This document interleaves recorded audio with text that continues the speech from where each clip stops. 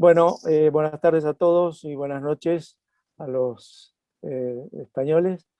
Bienvenidos al Zoom de COVID-19.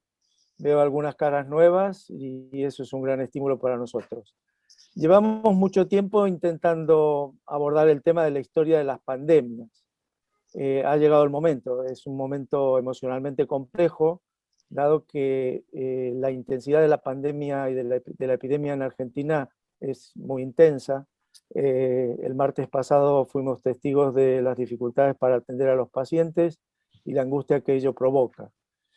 El día a día y las polémicas políticas sobre la gestión sanitaria y económica acaparan nuestros pensamientos y nuestro tiempo, aunque la existencia de vacunas y la perspectiva real de disponer de ella nos permiten pensar que la epidemia puede ser controlada con este instrumento y poder mirar hacia el futuro.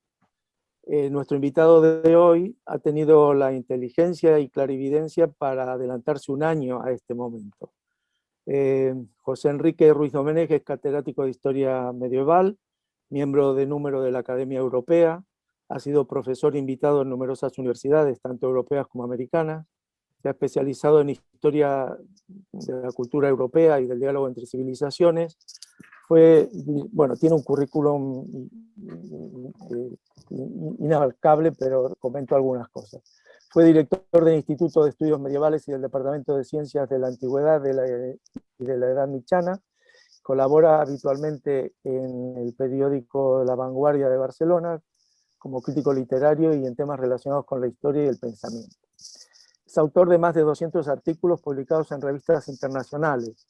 Ha escrito decenas de libros, siendo el último El día después de las grandes epidemias, que lo voy a poner aquí, por si alguien lo encuentra en alguna librería, de la peste bubónica al coronavirus, editado por Taurus, que fue elaborado durante el confinamiento, en el confinamiento duro nuestro, y publicado hace aproximadamente un año.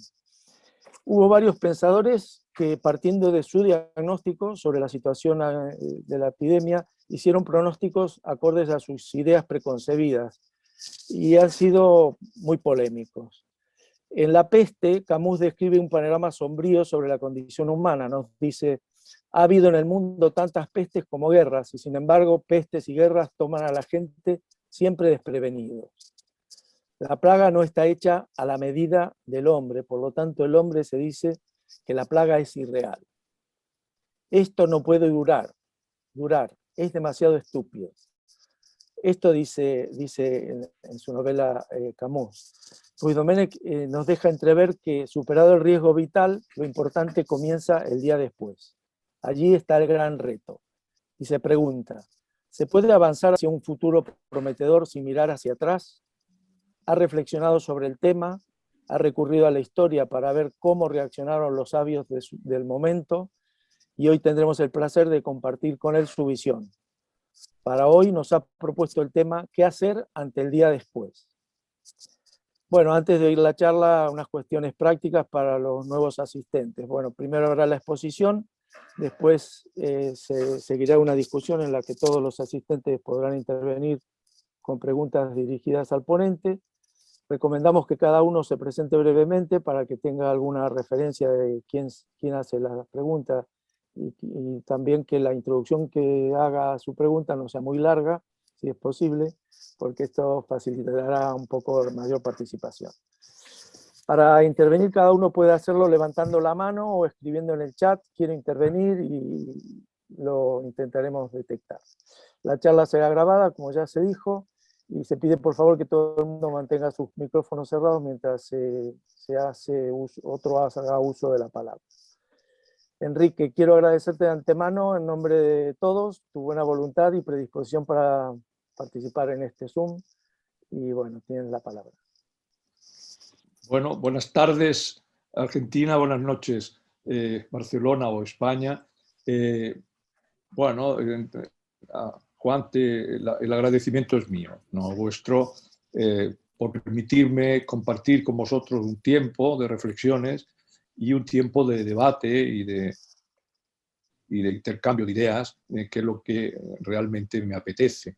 Pero para que podamos tenerlo en cuenta y debido a la poca distribución en algunos sectores que me estáis diciendo de mi libro, pues quiero hacer una breve exposición del argumento y luego atenerme al epígrafe de la charla, que lo único que quiere suscitar este intercambio de ideas para que todos mejoremos, yo el primero, con vistas incluso a aprovecharme de algunas ideas que soltéis por aquí, con vuestro permiso, para elaborar un futuro libro cuando el tiempo me permita introducir novedades sustantivas al argumento del libro. Como me había dicho Juan,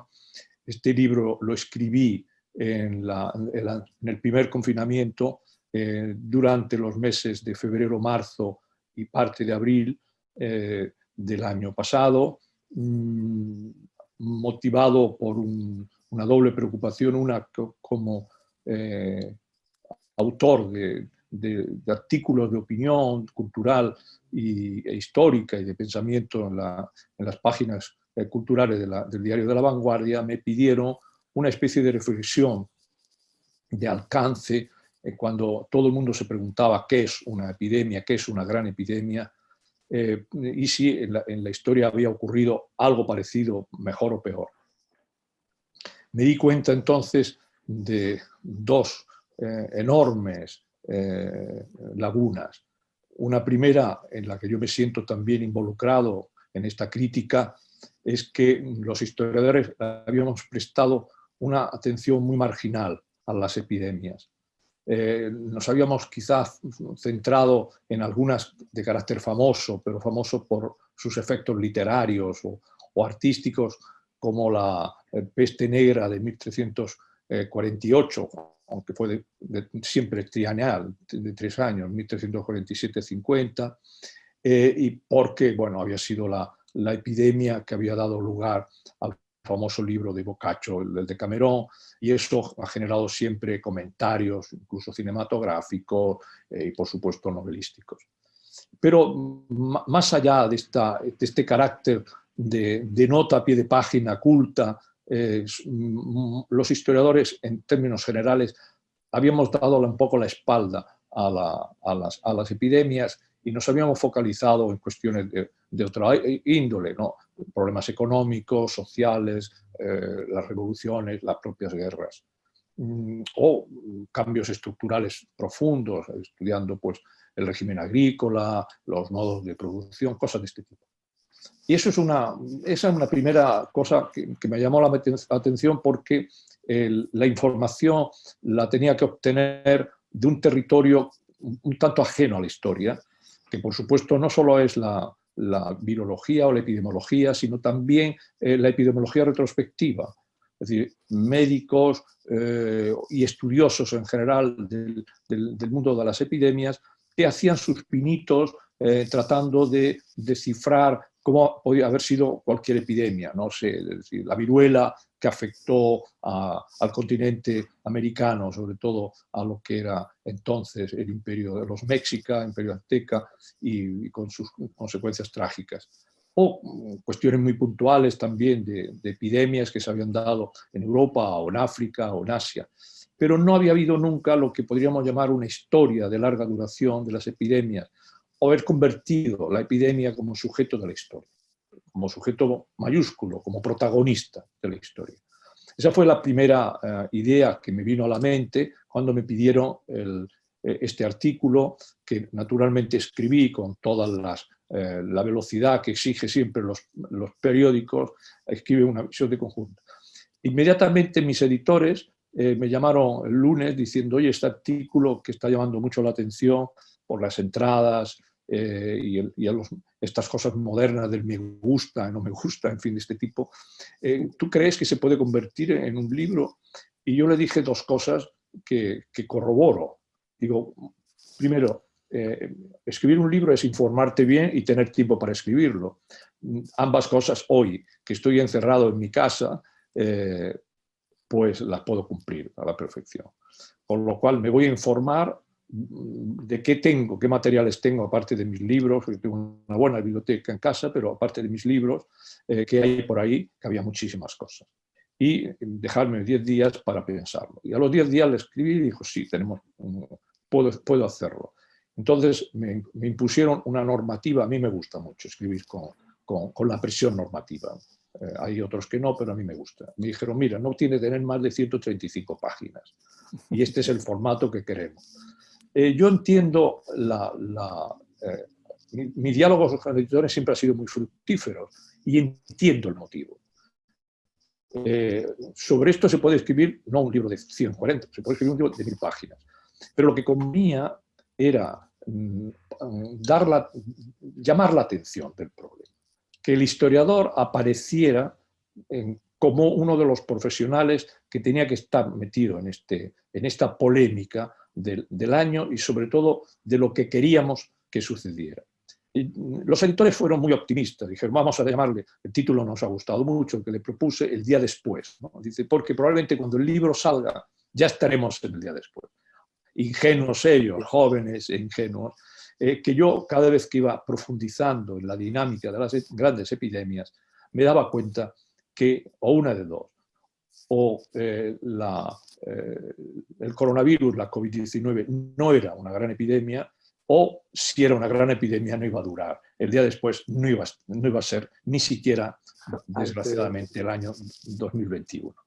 Que no vamos a ir con mucha suerte a la primavera de 2022 para tener el arco cubierto de cara a tomar medidas después de que el efecto en primero humano, luego social, económico y demás del coronavirus pasara. Y bueno, entonces me puse a destacar, más que epidemias, 5 grandes momentos que habían afectado a la humanidad, cómo ha afectado el coronavirus. Y con esta plantilla teórica llegué a la conclusión de que efectivamente el coronavirus es una gran epidemia. Y ahí es donde está el núcleo de lo que diríamos nosotros, ¿no?, en nuestro mundo académico, la hipótesis de trabajo, ¿no? La tesis inicial es, una vez revisados estos 5 momentos, me doy cuenta que el coronavirus actúa en el ánimo de la gente, en la respuesta social de la gente, en la respuesta no demasiado acertada de momento de los grupos políticos sobre el coronavirus. Es una gran epidemia. Y bueno, como historiador que me gusta el relato, y eso que a veces se ha llamado historia narrativa, me dispuse a escribir un relato pensado para aquellas personas que no son historiadores, aquellos cuyos implícitos tengo que evitar y facilitar la tarea con ciertos toques de humor en ocasiones, porque el tema no es agradable, como bien sabéis, y veía que iba a estar dirigido a un público que estaba un poco con una carga de incertidumbre muy fuerte y muy agobiado. La verdad es que durante el primer confinamiento, hasta yo mismo, y eso que a mí la escritura me estimula, la investigación me estimula, y es aquello de decir, bueno, pero vivía agobiado, incluso pensaba que por mis condiciones de edad y físicas, que si yo me contagiaba, lo más probable es que sería lo último que escribiría en mi vida, porque tengo una carga neumónica muy profunda, cada vez que tengo una gripe termino en una neumonía, quiero decir, no tengo una salud espléndida de cara a afrontarme la posibilidad del contagio. Pero al principio sí que tenía aquello de miedo, y de algún modo el libro me sirvió de ese principio aristotélico de catarsis. Yo estaba explicando lo que me daba miedo, estaba investigando y explicando lo que me daba miedo, y eso me condujo a ver cómo, y eso es muy interesante para mí, o fue muy interesante, que todo gran momento epidémico ha tenido un historiador detrás. Yo no pretendo ser ese historiador, simplemente pretendo abrir esa puerta y que aparezcan historiadores y que alguna vez salga el gran libro sobre las epidemias en la historia, incluido el coronavirus. Por lo tanto, si abro esa puerta, y ya me daré por satisfecho. No tiene la intención de ser un libro definitivo y además, como os decía, yo creo que cuando vaya conociendo más cosas del coronavirus, y aprenderé mucho esta noche al respecto, podré profundizar más en el epílogo que nos autoimpusimos, tanto los editores como yo. Es decir, el libro no puede acabar con lo que ya sabemos, sino que tiene que ser predictivo. Entonces, la predicción en la historia no ha sido nunca bien acogida. Pero yo volví a leer mis clásicos que hacían predicción, como el filósofo italiano Antonio Labriola, que decía, un historiador, cuando se compromete con su sociedad, ese famoso compromiso, ¿no?, que tenemos de nuestra generación, tiene que ser predictivo. O sea, cuando se le exige por la sociedad que sea predictivo, tiene que serlo. Porque en realidad estábamos ante un gran desafío. Y cuando emerge en mí la palabra desafío, entró en mi cerebro, me di cuenta que había un gran historiador inglés, que es Arnold Toynbee, que había escrito justamente en 1948, y eso me llamó la atención. A mí las coincidencias siempre me llaman la atención porque es el año que yo nací, un libro titulado Desafío y respuesta, de un problema muy concreto que él aplicaba a Occidente y Oriente. Me zambullí de nuevo en este librito, que además fue pionero, porque es un librito que él luego expuso en un programa de televisión de la BBC, por lo cual eso que parece cosas muy modernas, ya lo hacían estos insignes en aquel entonces. Climático como es una gran epidemia, y repito, el coronavirus la concebía así, es la respuesta que se diera a ella.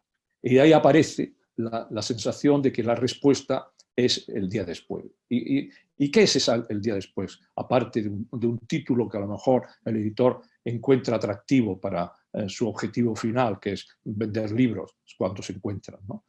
Pues sencillamente la toma de conciencia.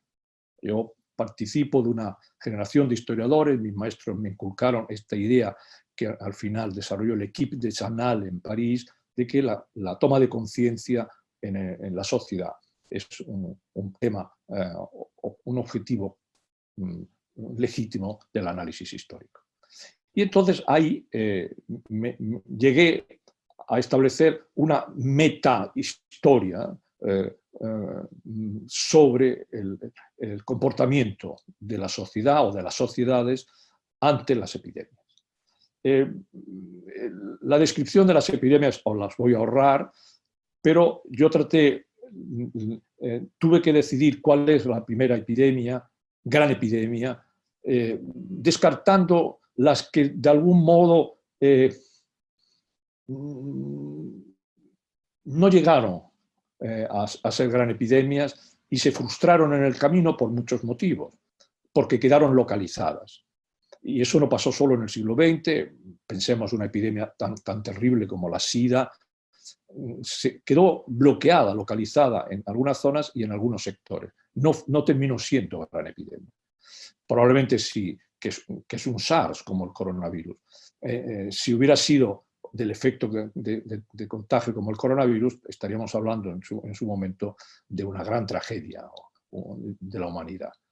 U otras, hubo una terrible epidemia de gripe en Hong Kong en 1968, que no pasó de ser un fenómeno local, muy dañino, murieron mucha gente, miles de personas, centenares de miles de personas en Hong Kong, pero no tuvo resonancia. Yo he buceado los periódicos de entonces y le daban mucho más importancia a las algaradas juveniles en París, a las que yo más o menos contribuí con alguna pedrada que otra. Eso significaba que había sustantivamente que buscar alguna epidemia que tuviera un efecto muy profundo en el orden histórico, en el el cambio de la historia, en el cambio de ritmo. Y encontré la primera en la epidemia de peste bubónica que asoló la capital del Imperio Romano de Oriente, Constantinopla, en el año 542, en la época en que gobernaban Justiniano y Teodora. Me gustó que fuera así por varios motivos. Yo soy medievalista porque admiro mucho la gobernabilidad que muchas veces, en muchos momentos de la historia medieval especialmente, había entre una pareja, como en este caso, no sé quién mandaba más, si Justiniano o que Teodora, que ambos se representan en los mosaicos de Rávena. Eso también era muy llamativo para introducir elementos de la historia del arte. Unos mosaicos que se han estudiado extraordinariamente por un motivo muy, muy sencillo que afectaba mucho a la epidemia, y es que la representación floral que aparece en los mosaicos es anterior a la peste. La peste y luego el deterioro medioambiental que se produjo y el cambio climático que se produjo añadiendo a esta peste cambió la flora y parte de la fauna del Mediterráneo, con lo cual los artistas copiaron textos, manuscritos de los viejos tiempos, cuando en realidad en el momento de hacer los mosaicos ya era otra la flora de los lugares que están realizando.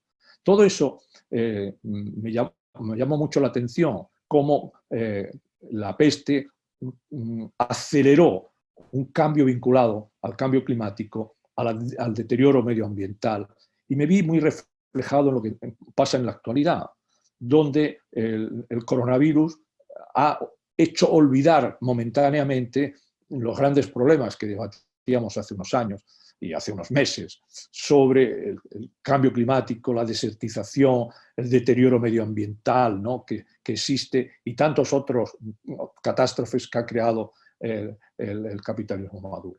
Y entonces, a partir de ahí, me di cuenta del ritmo que tenía que adquirir el libro. Me fui a la peste negra del siglo XIV, que ya os he comentado, por los efectos de conflicto que se introdujo en los sectores dominantes del desarrollo económico, puesto que era un desarrollo económico sostenido en el comercio global, en la mundialización del comercio, y descubrieron que detrás de la riqueza que tenía la mundialización del comercio venían acompañado de nuevo la plaga.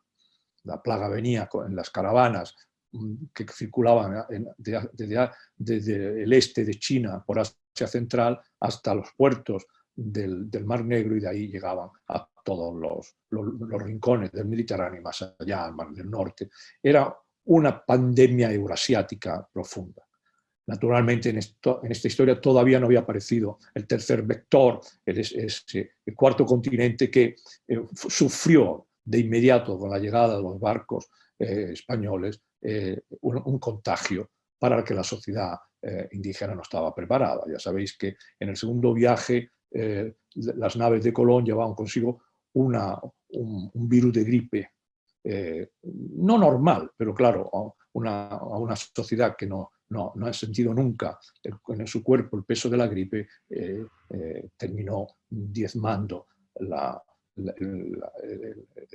el hábitat de los taínos. Y al profundizar en este suceso, abrir ese tercer espacio de reflexión, cómo afectaría con el tiempo a los conquistadores la idea de que habían llevado consigo patógenos por ignorancia, desidia, no haber comprendido bien los efectos de la peste negra, no haber atendido a las soluciones que se ofrecieron durante el siglo XIV y XV para resolver el patógeno, que era en este caso el bacilo, descubierto mucho más tarde, a finales del siglo XIX, por Alexander Yersin, que por eso se llama la Yersinia pestis, ¿no?, que es el bacilo que trae la peste negra, con algunos hallazgos que la investigación moderna ha establecido, como el hecho que junto a la peste negra de la Yersinia pestis circulaba en paralelo una peste pulmonar.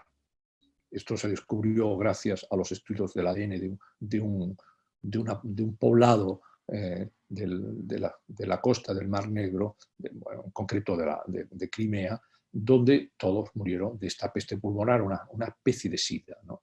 Con lo cual, claro, hubo dos líneas de contagio, que por eso fue tan cruel, ¿no? Porque contra el contagio respiratorio en aquellas condiciones era imposible evitarlo. Pero ellos empezaron a descubrir fórmulas que hemos llegado a nuestros días. Por ejemplo, en Nápoles, en 1350 y 52, aparecen los primeros indicios de llevar mascarilla, ¿no? No es que fuera una ordenanza, pero era sumamente recomendable.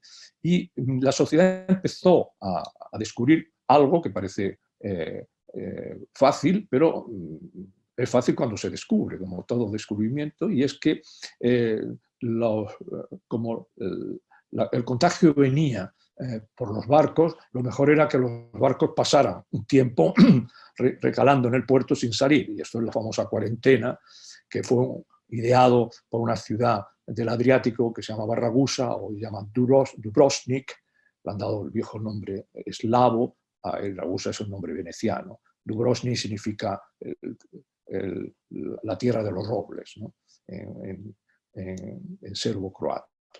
Y bueno, y entonces la cuarentena, que lo estamos practicando en nuestros días, ¿no? Es decir, si vas a tal país vas a tener que pasar 15 días de cuarentena, 10, no sé qué. Eso también es un invento del siglo XIV y otros tantos. No voy a cansaros también con enumerar todos los hallazgos, pero sí la conclusión luego me interesará destacarlo. Bueno, y así llegué a enfrentarme a los dos momentos que creía más interesante para entender el coronavirus. Esto ya me daba muchos datos, como la posibilidad de que una mala respuesta, una mala gestión, retrasar la gestión, condujera a grandes tragedias, o sencillamente una negligencia. Colón recaló en el tercer viaje en las islas de Cabo Verde y se contagiaron. Y en lugar de practicar lo que todo genovés hacía desde hacía siglo y medio, que era no hacer una cuarentena cuando llegó a la isla llamada La Española, en vez de hacerlo, descendieron velozmente al modo que se hacía entonces, ¿no? Y que se sigue haciendo hoy, ¿no? Y naturalmente contagiaron a toda la isla y prácticamente murieron todos los habitantes. Eso es un acto de negligencia. Criminal, sí, hoy día lo podríamos entender así.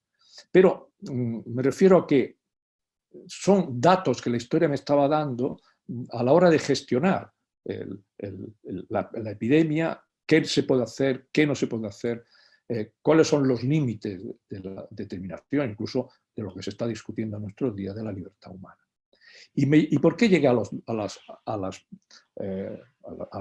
oleada de epidemias del siglo XVII y sobre todo luego a la famosísima, más llamada gripe española durante la Primera Guerra Mundial? En el primer caso llegué por una razón. El siglo XVII es el siglo en el que despierta la ciencia y despiertan todos los instrumentos que han hecho del mundo el mundo moderno. La construcción del Estado, la responsabilidad del Estado de la función pública y de la sanidad, la creación de hospitales regidos y controlados por el Estado, la aparición de expertos y por lo tanto de sociedades médicas, la titulación. Para dirigir un hospital se necesitaba ser un médico, parece una obviedad, pero no lo era hasta entonces. Y naturalmente la sorpresa de la sociedad que con tan buenas disposiciones ve aparecer de nuevo en medio de una guerra atroz, que es la guerra de los 30 años, en medio de un deterioro climático muy fuerte, la pequeña edad del hielo, ve aparecer por todos lados plagas de peste, de viruela, de todo tipo. Es una sociedad que, confiada en la ciencia, descubre que hay algo que les falta. Y empiezan a tomar decisiones. Una, por ejemplo, que ha llegado a nuestros días, de lávate las manos, ¿no? Eso que se dice ahora con el coronavirus. Cuando llegues a casa, lávate las manos y ponte hidrogel. Entonces hacían lo mismo, lávate las manos y ponte agua de rosas y no sé qué. Y fueron muchas veces estos farmacéuticos, o avant la lettre, si queremos, los que crearon industrias dedicadas a esta labor. Mientras tanto, los estados empezaron a crear unidades hospitalarias dedicadas justamente al contagio, ¿no?, de infecciosas. No solo salas, sino propiamente hospitales. El Estado reaccionó en positivo y no hay que decir que aquellos países donde se tomaron más en serio los estragos producidos por una epidemia, una gran epidemia, fueron los que más rápidamente y mejor salieron de aquella terrible crisis. Y eso se conjugaba con el quinto elemento, el quinto ejemplo histórico que proponía, que era analizar un poco en profundidad los motivos de por qué surgió la gripe, mal llamada española. Es una gripe que trajeron las tropas expedicionarias estadounidenses cuando llegan a Francia para actuar en el contraataque que habían ideado los anglo-franceses en la saliente de Ypres, que estaban prácticamente atenazados por el ejército alemán, y las tropas expedicionarias que venían refrescadas y venían bien alimentadas y todas estas cosas con carro de combate y algunas cosas nuevas, cambiaron el rumbo de la guerra e hicieron retroceder a las fuerzas del eje, del eje de la central. Mi pregunta entonces era que también estas tropas llevaran consigo un patógeno, llamaban la gripe,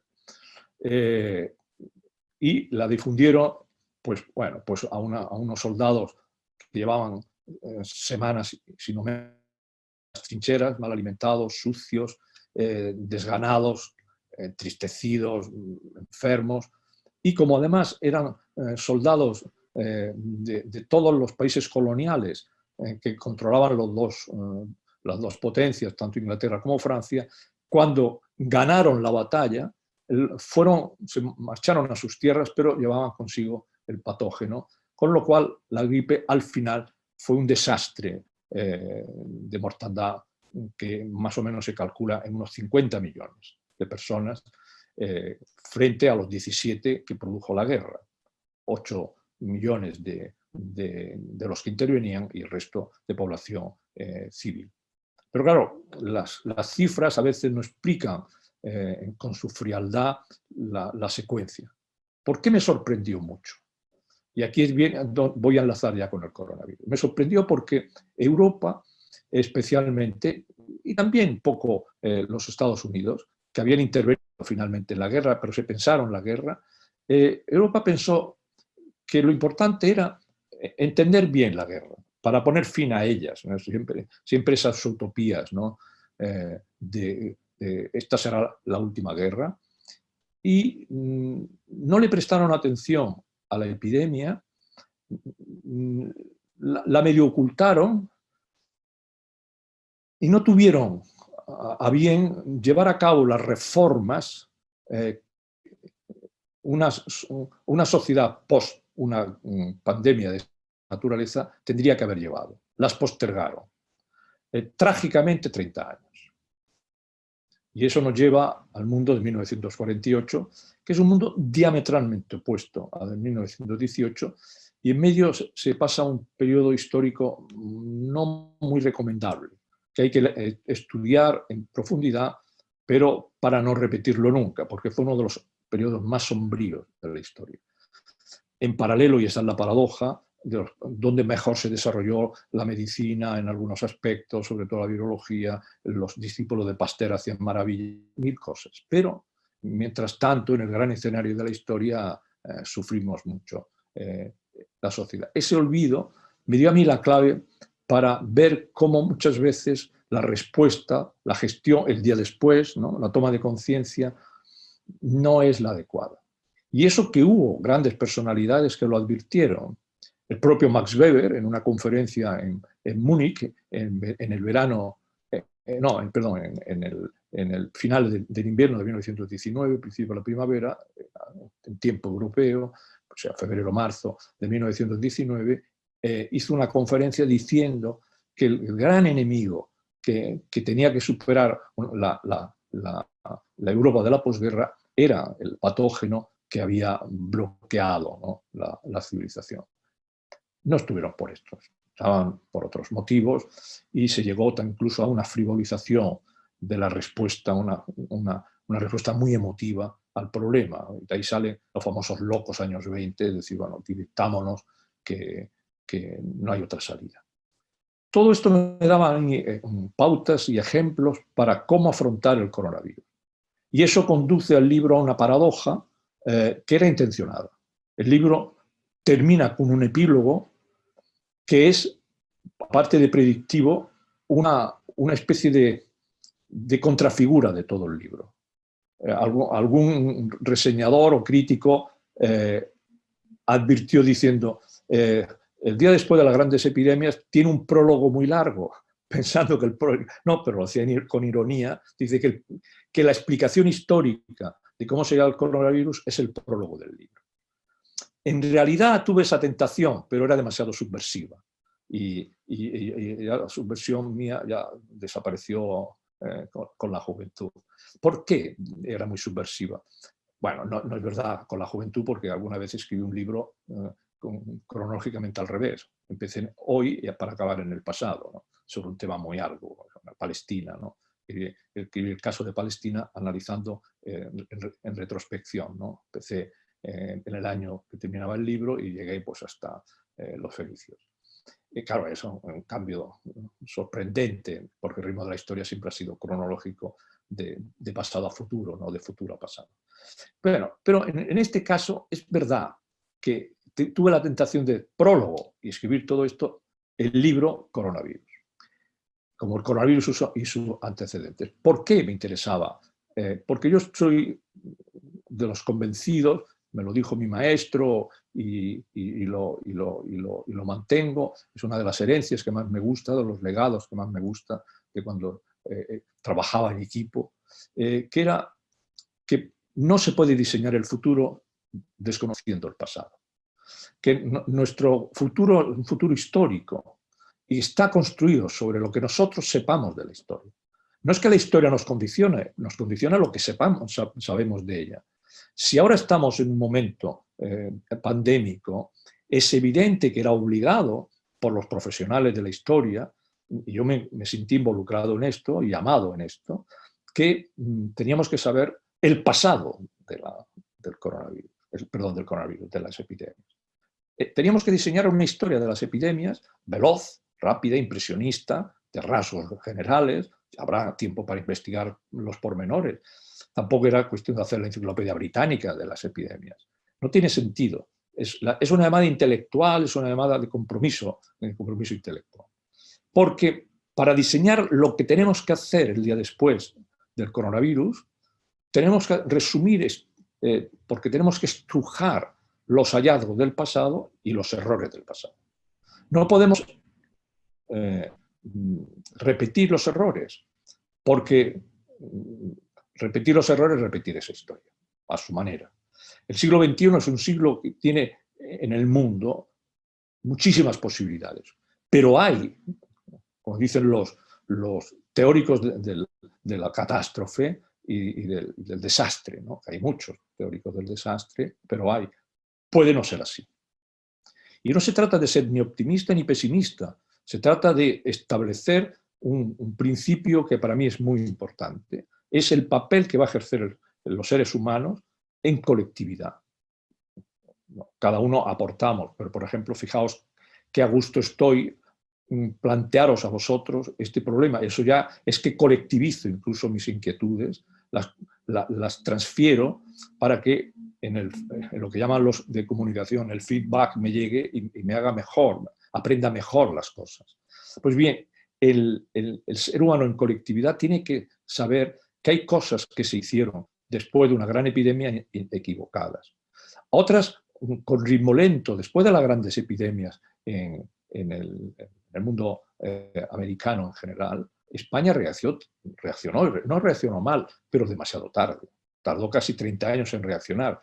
No queremos que ahora la reacción del mundo tarde 30 años y nos perdamos en laberintos extraños, porque ¿qué futuro le vamos a dar a las siguientes 2 generaciones si estamos 30 años, como pasó en el siglo XX, distraídos en otras cuestiones que pueden ser importantes, pero que no son básicas? Porque lo que nos ha llamado la naturaleza ahora es de nuevo una epidemia que nunca hubiéramos sospechado que iba a ocurrir. Es más, y ahora voy a entrar en el coronavirus, nunca nadie, en el mejor de los momentos, no conozco a ningún teórico del desastre, a ningún autor de ciencia ficción o inventor de futuros, ninguno, que pensara que una orden determinante de las autoridades sanitarias nos obligaría a llevar a todo el mundo, una mascarilla. A confinarnos prácticamente a todo el mundo voluntariamente. Pero confinamiento en España, el primer confinamiento fue muy rígido. Las calles estaban vacías, absolutamente vacías, parecían realmente esas bombas, ¿no?, de neutrones que no matan a los edificios sino a las personas. No parecía nada. Había un ritmo social muy extraño en Barcelona. La gente a las 8 salía a los balcones por un impulso al principio emotivo y espontáneo y luego casi generalizado, para aplaudir a los sanitarios que, como no estaban bien cubiertos por la desidia de determinados gobernantes, estaban muriendo de forma atroz. Y no digamos los que morían, eran casi todos seres mayores, personajes mayores en las residencias, que morían solos en habitaciones, en pasillos lúgubres, donde los dejaban allí 5, 6 días, 7 días, con ellos solos, con su enfermedad hasta la muerte. Escenas realmente horribles que no se difundieron, ni siquiera se hicieron pedagogía lo suficientemente sólida. Y entonces ese era el desafío. De repente el mundo cambió radicalmente y hubieron 2 actitudes. Yo me aposté por la primera, que os voy a decir, de la primera. Eso ya significa que adopté una decisión que es voluntaria, que puede ser cuestionable, incluso acepto que puede ser hasta ilusa y falsa, que es: hay que combatir el problema que tenemos con nuestras herramientas, nuestro conocimiento científico, vacuna, exigir que venga pronto, y ha venido pronto. No sé si con las condiciones logísticas adecuadas se han preparado las condiciones logísticas. Eso ya no sería un problema científico, sino sería un problema político, porque en España hay decenas de miles de vacunas enterradas y hay gente que necesita vacunarse. Entonces ahí hay una extraña contradicción que no lo es tal. Es que tú muchísimas veces en un país desarticulado no logras gestionar lo que recibes. No hay logística a ese respecto. No hay enfermeros, no hay lugares, no están bien hechas las listas, es todo muy aleatorio, lo cual genera inquietud en las personas, incertidumbre. No se ha hecho bien en ese sentido. Tendrían que haber estado ya las listas con los criterios que quieran. Naturalmente, criterios fijados o debatidos. No solo por el responsable político de turno, no estamos en sociedades paternalistas o patriarcalistas, es decir, yo lo decido todo. Pero todo eso ya había pasado en otras ocasiones. Y entonces el descubrimiento, y de ahí viene este epílogo, que es el que más ha sorprendido a los lectores, y el que más ha sorprendido como un historiador dice estas cosas, como un historiador habla del futuro. Yo no estoy hablando del futuro, yo estoy hablando de una predicción, de lo que la sociedad tiene que entender que está sucediendo y que ha sucedido, porque yo espero que el día después llegue, pero que ahí no se acaba. Y el gran error que y esto es lo terrorífico que nos pasó el otro día, es que crean que el día después es regresar al día antes y que por tanto el coronavirus es un paréntesis de la historia. Un paréntesis, por decirlo así, exótico, y de aquello que generan las películas pop estadounidenses, que decían: pero ¿qué hiciste en la guerra, papi? ¿No? Bueno, ¿qué hiciste durante el coronavirus, papi? Claro, yo no puedo y esta es mi responsabilidad intelectual ante el mundo, yo no puedo aceptar tal frivolidad. En honor no solo de los millones que han muerto, la gente me dice, hombre, murieron más en la peste negra, pero vamos a empezar a discutir qué es un elemento cuantitativo. Han muerto demasiados para nuestro nivel de civilización y además todavía el coronavirus no ha terminado.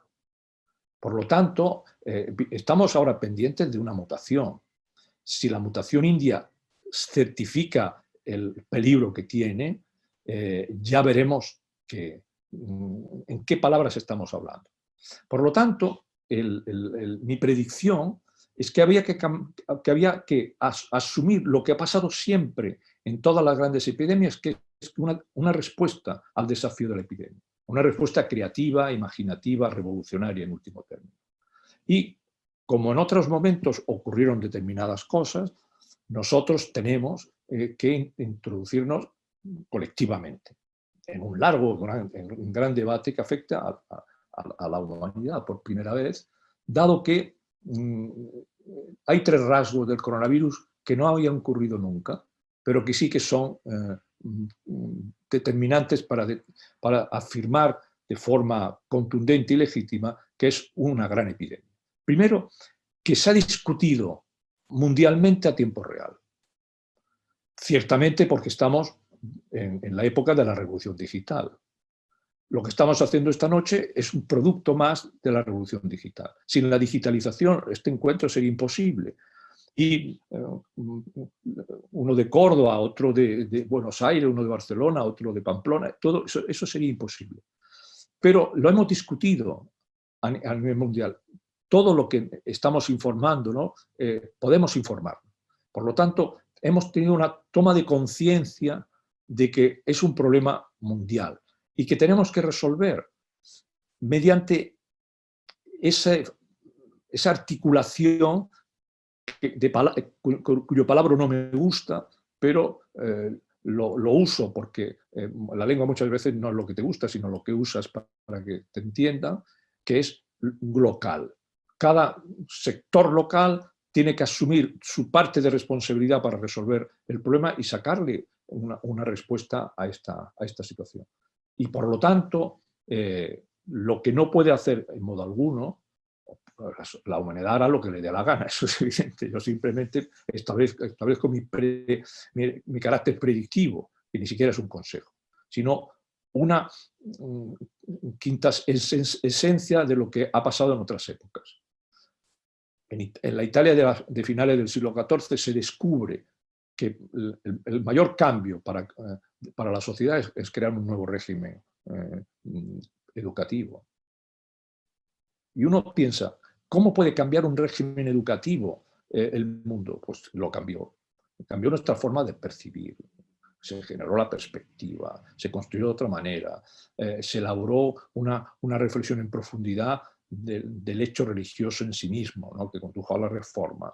Se ordenaron las piezas para tener una manera de difundir los libros rápida y barata, como la imprenta. Tantas cosas que parece imposible que no saliera de una respuesta para la epidemia. Pues bien, lo primero es esa toma de conciencia que digo de que que el coronavirus es una gran epidemia porque es la primera vez que se debate mundialmente y toda la humanidad se siente impresionada, ¿no?, ante este efecto. El segundo elemento es que hemos descubierto que hasta al día de hoy hemos parado el coronavirus con prácticas que no han venido de la historia. Esta paradoja es sublime. Todo lo que hemos hecho hasta ahora, a excepción de la vacuna, de esta vacuna en concreto, no del orden de la investigación sobre las vacunas o lo que significan las vacunas para la sociedad, que también nos viene de la historia de la ciencia médica del siglo XIX, segunda mitad del XIX y el siglo XX, todo viene de la historia. De momento no hemos aplicado ningún elemento que venga de nuestro mundo futuro, que ya está presente. Por ejemplo, no hemos utilizado las capacidades digitales, el recurso a los algoritmos y el recurso a la mecánica que los algoritmos proponen para hacer varias cosas que son completamente necesarias. Una antropología del contagio no se ha hecho en ningún país del mundo. En España, por supuesto que no. Pero no quiero decir, es que dolerme de España, ¿no? Como hacían mis antepasados del 98. Pero realmente no se ha hecho una antropología, no sabemos. Y tercer elemento, como elemento claro, es decir, el coronavirus por primera vez ha puesto delante del mundo que la mecánica de los últimos 30 años en el mundo, la mecánica del uso partidista de la verdad, con respecto al coronavirus, ha dañado mucho a la sociedad. La credibilidad de la sociedad, la credibilidad de los gobernantes, porque tú no puedes creerte a alguien que te está diciendo una cosa y tú estás viendo al lado a un ser querido que muere porque no le has dado la información correcta sobre qué tiene que hacer. Y entonces se responde de formas muy emotivas. Y las emociones, a este respecto, lo hemos visto. Si en el siglo XIV la gente se daba latigazos, ¿no? Como lo flagelante que hemos visto en tantas películas, pidiendo perdón a la divinidad por la peste negra, y hoy nos reímos de esa conducta, los negacionistas de nuestro mundo lo que manifiestan es una insolidaridad social. Yo puedo ser negativista, es decir, no me lo creo, muy bien, y escribo un libro de 1000 páginas para demostrar que todo es una falacia, pero no me voy a la calle para contagiar a la gente. Vemos que se contagian con determinadas actitudes. Ha puesto a prueba la solidaridad, y que es una de las virtudes fundamentales del mundo moderno, uno de los logros revolucionarios del mundo moderno, que es la solidaridad. Yo creo que incluso hasta más importante que la libertad, es la solidaridad de los seres humanos. Es decir, ese carácter despectivo de decir, bueno, a mí me da igual porque como estoy vacunado, por ejemplo, ya voy por ahí escupiendo a las personas. Es horrible.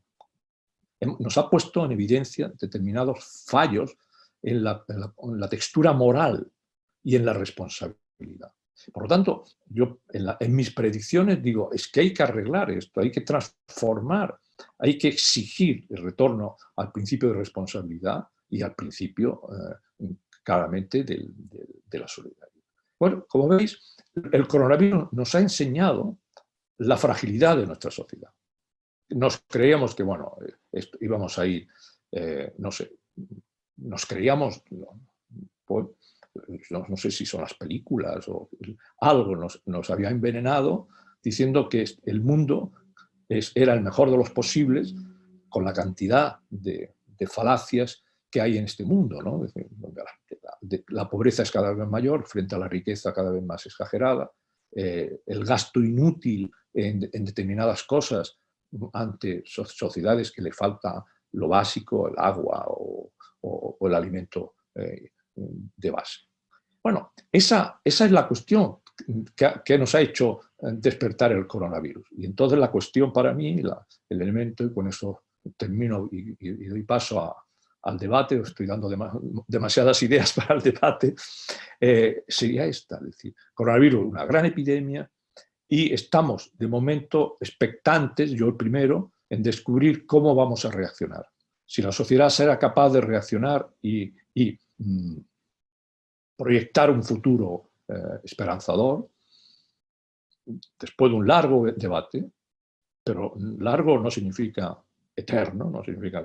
Bueno, vamos a dedicar 30 años a debatir cómo tenemos que ser la sociedad del siglo XXI, porque mucho me temo, y perdonar esta diagnóstico un tanto triste, pero al principio era más esperanzado, mucho me temo que un patógeno nuevo volverá a nuestros hogares pronto. No sé si una mutación de la COVID-19 u otro. Las sospechas que hay en algunos sectores de gente, en principio, bien informada del equilibrio ecológico de la vida actual, es que estamos en el umbral de un nuevo patógeno y que esto es como un ensayo general. Claro, si el ensayo general ha bloqueado el mundo, no quiero ni pensar que puede ser un auténtico Lo vengo diciendo en otras ocasiones. En las condiciones de responsabilidad con las que hemos afrontado el coronavirus. Si el coronavirus, en vez de ser lo que es, que tampoco sabemos muy exactamente lo que es, fuera la Yersinia pestis, en este momento los muertos de cada país se contarían por millones. Porque uno dirá, no, porque tenemos conocimiento. Hasta que hubiéramos tomado la decisión, fijaos lo que pasó en Europa. Y eso os doy mi testimonio personal. Durante el mes de enero, el coronavirus llega al norte de Italia y se instala en una serie de pueblecitos al norte de Milán, en la Lombardía, ¿no? Empiezan esos debates ridículos de nuestra época, en las televisiones, donde uno dice sí, no, nada, bueno, una gripilla de nada, esto lo controlaremos.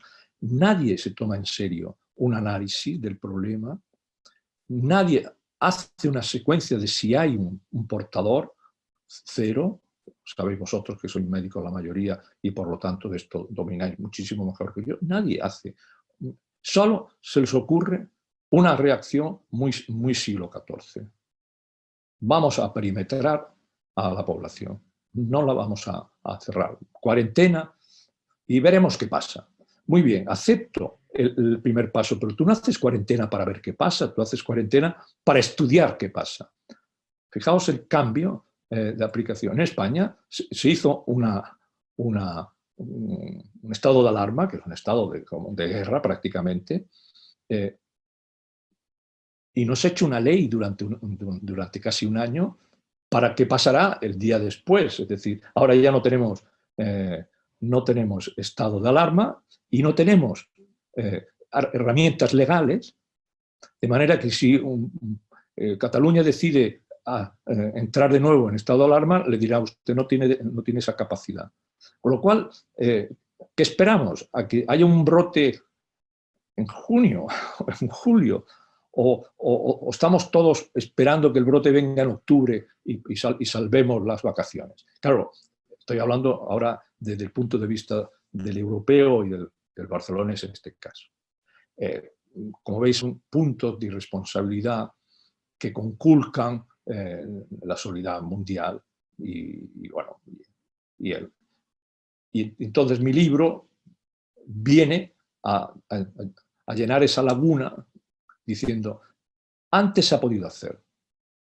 Si no, ahora no lo podemos hacer, tenemos que cuestionarnos nuestra civilización. Esa sería mi conclusión. Muchas gracias a todos y ahora estoy dispuesto al bombardeo vírico. Intentaremos ser ordenados. No sé si me he alargado mucho, pero bueno. Bueno, no, está muy bien. Bevilacqua, levanta la mano y puedes preguntar o comentar lo que quieras. Bueno, seré muy breve en respuestas y así habrá más. Sí, estoy fascinado y muy admirado por su exposición verdaderamente. No es un elogio vano. Yo soy médico intensivista y trabajo en Buenos Aires, en las afueras de Buenos Aires. Usted en algún momento mencionó o hizo referencia a que es muy consciente de las inequidades groseras actuales, mundiales, ¿no?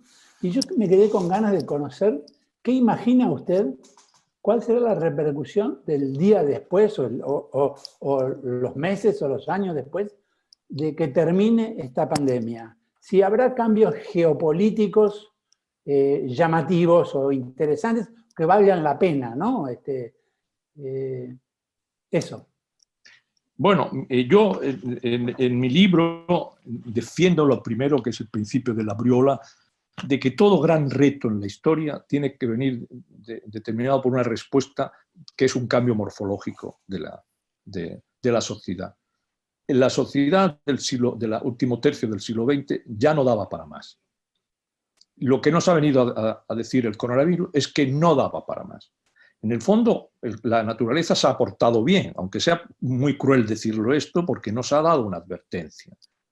Ahora no podemos Ahora no podemos decir no, no, no, no, sí. Esto es como la persona que tiene una vida muy agitada y le da un síncope, ¿no? Un ataque al corazón, y le dice el médico, oiga, tal como usted vive, la siguiente lo morirá. Y sigue viviendo así, pues si muere, pues la advertencia está. La naturaleza nos ha dado la advertencia. No podemos seguir desgastando el planeta como lo desgastamos tan gratuitamente. No podemos desgastar a la humanidad como la estamos desgastando gratuitamente. No puede haber estos ricos infames con tanta riqueza mientras tienes una población desnutrida, destruida, bueno, etc. Entonces, la advertencia que nos ha dado el coronavirus es si la sociedad, en la que tú me preguntas, del día después, no empieza a realizar ese cambio morfológico, que puede no hacerlo. Si entra en la deriva, como hizo después de la gripe mal llamada española, entrará en 30 años, que ya no serán europeos, serán mundiales, porque el problema ahora es mundial. Y aunque algunos crean que están evitándolo, creando las murallas, la muralla nunca ha sido la resolución del problema. Es decir, amurallar un país, decir, bueno, en mi isla no va a ocurrir, y lo demás, pues que, oye, pues que circulen. En el mundo actual no va, porque hay filtraciones, hay mil maneras de que llegue. Consecuentemente, no es que espere por optimismo o porque sea como un reseñador me ha dicho, es que el señor Ruiz Domènech ya se nota que es un iluso de los esperanzados de los años 60. Yo puedo ser iluso siempre y pueden algunos de los argumentos llamado a esa ilusión o a ese carácter casi ilusorio. Pero tengo que decir que lo veo de esta manera. Si no se responde adecuadamente, la sociedad tiene un porvenir muy negro. Y no creo que la comunidad humana sea capaz de afrontar mundialmente. Para mí, curiosamente, la suerte es que el coronavirus ha cuestionado la globalización y ha resaltado la mundialización, que son dos cosas diferentes. La globalización es un fenómeno económico y de intereses, ¿no? Mercantiles especialmente, donde es más fácil producir en el sudeste asiático con diseños de California o de Oregón y cosas así. Mientras que la mundialización es una toma de conciencia colectiva de que somos en el fondo un planeta pequeño, ¿no? Y que aunque seamos muchos, es una humanidad que sufre del mismo modo. Claro, esto, bien visto, bien analizado, si se deja rienda suelta a este argumento, si descubre que la historia nos ha enseñado que esas tomas de conciencia son las positivas, podemos tener un buen siglo XXI con una condición. Esto es como un juego, ¿no? Tú tienes que desmitificar el siglo XX, porque el siglo XX no ha sabido resolver su propia gripe, su propia pandemia, que fue la de la gripe, no lo supo responder. No supo, por lo tanto, nosotros tenemos que crear mecanismos para resolverlo. Porque la pandemia, y con eso termino, es un problema vírico, epidemiológico, médico, pero también es un problema económico, social, cultural, político, de gestión, etc. ¿no? O sea, es que el día después ya engloba a los demás. De ahí que, como historiador, me siento implicado y por eso me he implicado. Y gracias, Carlos, por el elogio que te lo agradezco mucho. Muchas gracias. Ya, a ti. Juancho Ferrería, me parece que querías hacer una pregunta, ¿no, Juancho? Sí, bueno, muchísimas gracias. A mí me resultó brillante. Yo creo que usted es un pesimista bien informado. Pero yo soy pesimista, no sé si bien informado. Bueno, yo soy médico, trabajé en terapia intensiva en mi juventud y después me dediqué a atención de consultorio, de atención primaria. Vivo en Buenos Aires. Mi pregunta es tal vez doble. Uno, por un lado, es que ya se veía la primacía de las empresas tecnológicas antes de la pandemia en la globalización económica. Esa primacía se ha incrementado durante la pandemia y da la impresión de que eso tiene sus ventajas y sus grandes riesgos. No sé qué opinión le merece esta cuestión respecto a esta primacía que se ve. Y la segunda, le soy sincero, me lo olvidé. Pero cuando me la acuerde se la voy a hacer. Estaré encantado de la segunda. La primera ya te digo. En efecto, el yo quería, silencio... porque tenía la misma pregunta que Juancho, pero la puedo redondear un poquito y la... Venga, redóndale, si contesto a los dos.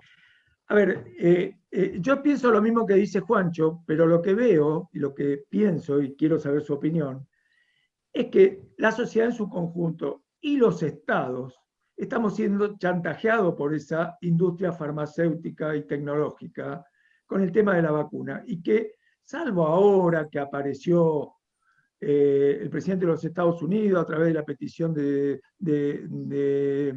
la India o de Sudáfrica de ver el tema de las patentes, esta industria nos está chantajeando y todos no hemos sabido reaccionar a ese chantaje, y lo único que queremos es la vacuna, cueste lo que cueste. Bien, bueno, efectivamente has redondeado la cuestión que me planteáis.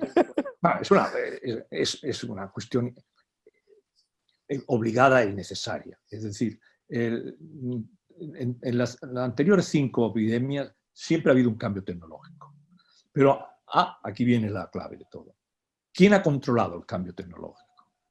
Es evidente que en la sociedad que yo aspiro a que sea el día después del coronavirus, la tecnología tiene que estar controlada por la única fuerza que puede controlar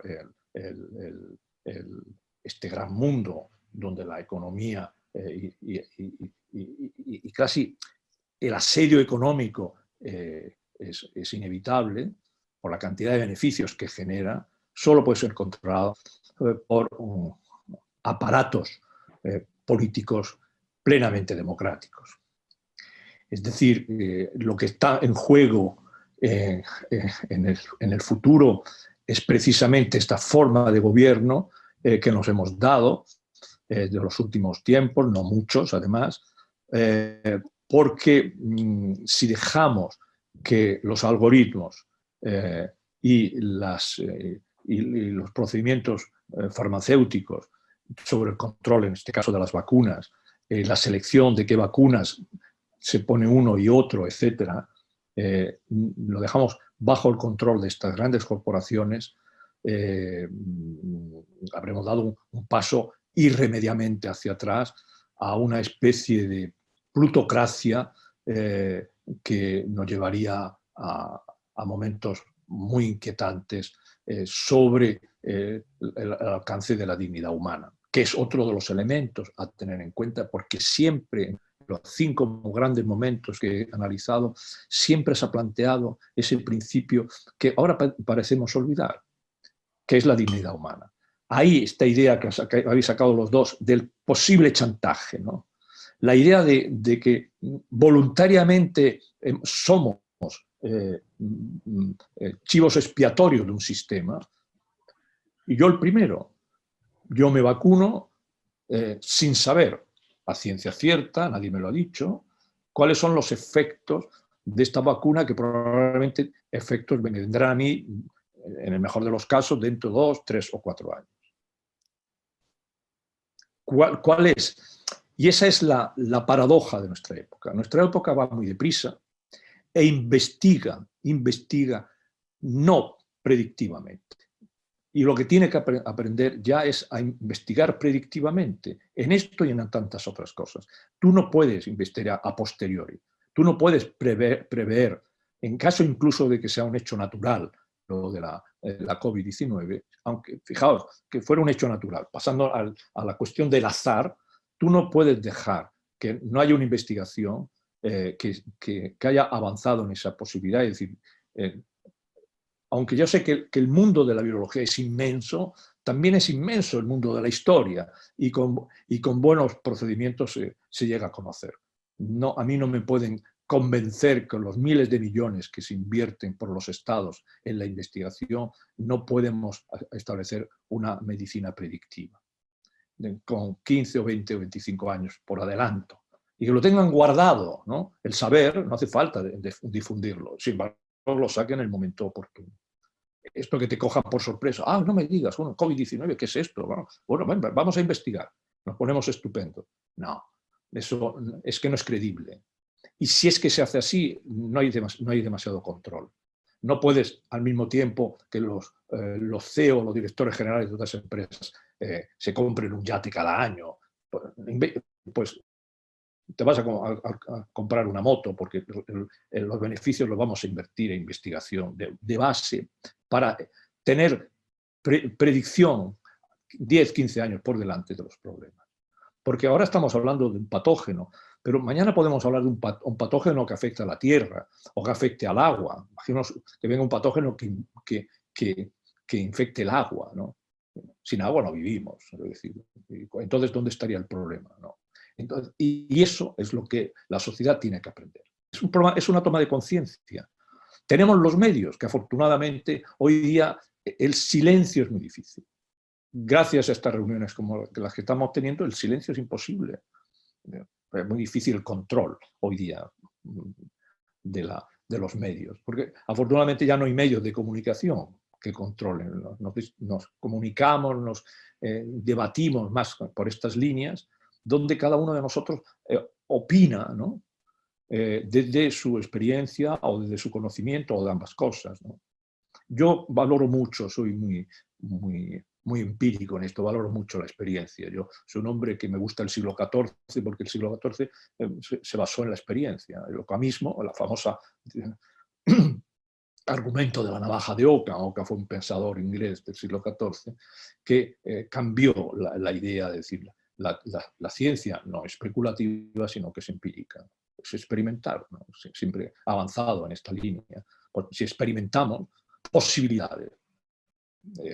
Yo como historiador formo parte de una generación que hicimos preguntas diferentes y hemos encontrado respuestas diferentes. El avance en la historia, con perdón, en los últimos 30, 40 años es sublime. Sabemos cosas que no se había sabido nunca. E incluso eran impensables el estudio para que la historia se dedicara a esto. Cuando yo estudié, la historia era saber 4 reyes, 4 majaderos y 4 guerras, ¿no? Y ahora, sin embargo, la historia es conocer, pues, cómo pensaban las mujeres. Yo me acuerdo cuando empecé a estudiar esto, me dijeron, no, si las mujeres no piensan, bueno, eso lo dirá usted. Yo, los documentos que estoy leyendo me dicen que sí. No escriben, pues mire, cuando me diga paro porque yo llevo 100 escritoras. Pues son muy malas, pero si usted las ha leído, en fin, esos prejuicios que existían en otras épocas, nosotros afortunadamente lo hemos cambiado en esta disciplina que tampoco es una disciplina muy bien dotada. No era muy bien dotada. Sí, pienso que nos hubieran dado la mitad que le dan a los virólogos, quizá no es necesario. No están, lo sabríamos muchísimas cosas. Bueno, Juancho se acordó de la pregunta, si la quieres rehacer, Juancho. Ah, sí, la segunda. Sí, la segunda. La primera, bueno, sigue en pie el asunto de las empresas tecnológicas que ya... bueno, es verdad, porque él lo ha derivado a la farmacéutica. Sí, por eso hice una derivación. Bueno, te digo lo mismo... Mira, luego me hace la segunda. Pero si no, dejadme hacer de la segunda porque me la voy a volver a olvidar. Bueno, pues... Escribe, Juancho, hay un... mira... Pues, yo lo escribo todo. Es que no me quiero perder nada de esta maravilla de exposición. Vale. El asunto está en que en otras grandes tragedias de la humanidad, uno de los actores más importantes de cambios culturales fue la juventud. El hipismo, bueno, y a tantos otros, ¿no es cierto? Los jóvenes que se han visto obligados a estas cuestiones sanitarias necesarias explotan cada vez que se abren un poquito. Esos jóvenes van a salir de la pandemia con una crítica hacia nosotros o a un poco menores que nosotros que la han gestionado. y que, como bien dijiste, no siempre fue bien. O sea, ¿qué es lo que pensás con respecto a lo que pueden haber ocurrido en otras tragedias de la humanidad, sean pandemias o no, tragedias globales, sobre el papel que va a tener la juventud respecto a eso? O sea, empresas tecnológicas y juventud. Ya está. Bien. Ya... Vale, ok. Mira, sobre la juventud, por invertirte el orden, yo me acordaré de la tecnológica. La pandemia, el coronavirus, ha visibilizado una cosa que conozco por los estudios, pero también por mi docente tantos años. La juventud actual ha entrado en una disociación muy peligrosa y que la sociedad madura no lo puede permitir o no debería permitirlo. Fíjate que es un principio kantiano, no deber permitir, el principio de la crítica a la razón práctica de Kant. ¿Por qué la disociación? Se está dividiendo esa disociación porque está afectando gravemente a las clases populares.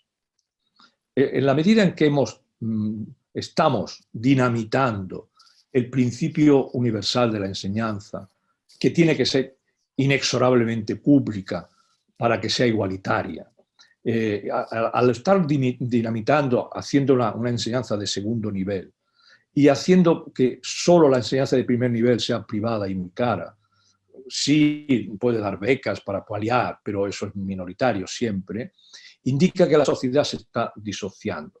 Es verdad que la juventud estalla en la fiesta continua, en el holgorio, en Barcelona, pues, y en toda España es famoso lo del botellón. El otro día, pues, un botellón de miles de personas. Pero yo quiero decir que eso no son todas las juventud. Están disociados, mientras unos se van al botellón y empiezan a jalear en su nihilismo, qué feliz que estoy, otros se quedan en su casa para preparar mejor el trabajo del día siguiente, para preparar mejor las pruebas que tiene que entrar, lo que está investigando en su... Es decir, y esa disociación lo notas de forma inmediata. Yo he hablado incluso con foros como este, dirigidos por jóvenes cuya edad máxima eran 30 y tantos años, eran casi mis nietos, y veías claramente que era una juventud muy, muy interesada en los cambios morfológicos, en el deseo de aplicar novedades, incluso en la selección de personal, que primara más la capacidad creadora, en fin, tantas otras cosas que te da por establecer tus elementos comparativos, ¿no? Esa ilusión que había en los años 60 del hippismo, de la ruptura con los viejos moldes, ese carácter carrinclón que tenía la sociedad, ¿no? En España era espantoso, ¿no? Cuando yo era joven era espantoso, es decir, tú pensabas de una manera diferente, o ibas de una manera diferente, o vestido de una manera diferente, en personaje, cosas así. Ese carácter un poco subversivo que es necesario. Y con respecto a la tecnología, que fíjate que está muy vinculada a esta pregunta de la juventud. La juventud está atrapada en la tecnología. Lo que pasa es que la utiliza una parte, y ahora vez más la disociación, la utiliza para algo tan burdo como es entretenerse y perder tiempo sin darse cuenta que el tiempo es la mayor riqueza que tenemos. Yo no soy un utilitarista. Yo creo que la gente se tiene que divertir, relajarse, hacer el amor, mil cosas. Pero es evidente que la tecnología la controlaremos siempre y cuando los que diseñan la alta tecnología de computarización, ¿no? Que controlan los algoritmos para determinar cuáles cosas, no solo lo aplica a los beneficios de las grandes empresas, a saber que tú al manejar o a circular por Internet lees más este periódico que este otro, te interesa más la revista de historia que las revistas ilustradas, que lees lo que sea, ¿no?